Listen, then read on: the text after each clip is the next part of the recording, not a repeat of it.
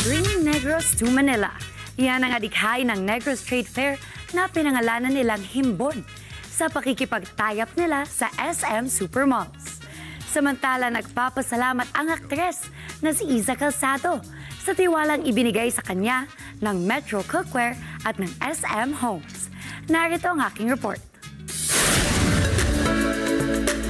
Bringing Negros to Manila. Yan ang adikhain ng Negros Trade Fair na pinangalanan nilang Himbon sa pakikipag-tie-up nila sa SM Supermalls. Nagsama-sama sa 39 na Negros Trade Fair ang mga Negrense entrepreneurs at ibinida ang kanilang mga produktong tatak Negros.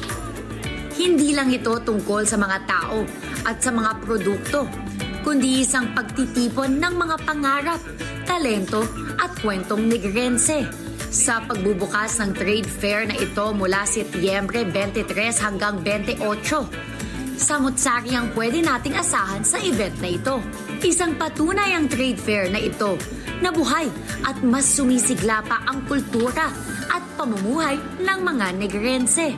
Ito na rin ang kanilang biggest edition na may 140 exhibitors showcasing everything mula sa heirloom delicacies hanggang hand-woven textiles na may contemporary designs. Samantala, nagpapasalamat ang aktres na si Iza Calzado sa pagtitiwalang ibinigay sa kanya ng Metro Cookware.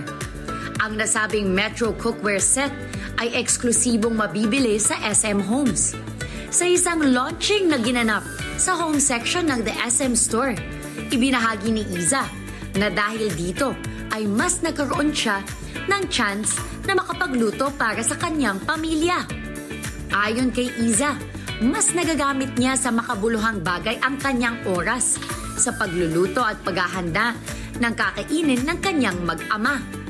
Samantala, ibinahagi rin ni Iza na excited naman siya dahil nakatakdang magbakasyon sila ng asawa niyang si Ben at ng anak niyang si Dea sa pamilya ng mister niya sa Hong Kong. At yan ang hot stuff, basta mga balitang patok sa panlasa ng Masay Pasok, meron yan dito. Ako po si Gianna Llanes, balik sa inyo, Alex at Al.